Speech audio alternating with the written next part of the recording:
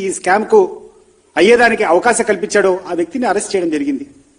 ముఖ్యమంత్రి గారు ఆ రోజు తొందరపాటు తీసుకొని ఆ రోజు ఉన్నటువంటి ఐఏఎస్ అధికారుల యొక్క సిఫారసును పక్కన పెట్టి ఎటువంటి అవకాశం లేకుండా 360 కోట్లు ఇవ్వండి అని చెప్పి నోట్ ఫైల్లో ముఖ్యమంత్రి గారే సైన్ చేశారు.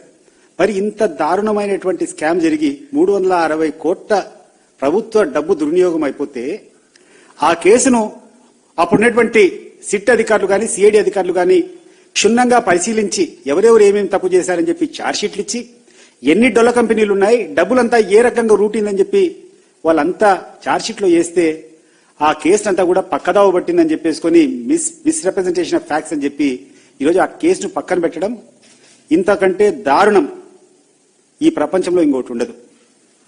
ఈరోజు దీన్ని చూస్తూ వైఎస్ఆర్ కాంగ్రెస్ పార్టీ గమ్మగుండదు.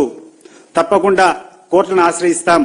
ఈ రకమైనటువంటి విత్డ్రాయల్ ఆఫ్ కేసెస్ ను ఈ రకంగా దోపిడీ చేసేటువంటి వ్యక్తులు తప్పించుకుపోయేదానికి ఏ రకంగా కూడా సహకరించము. ఇది మాత్రం చాలా క్లియర్ గా గుర్తుపెట్టుకోండి.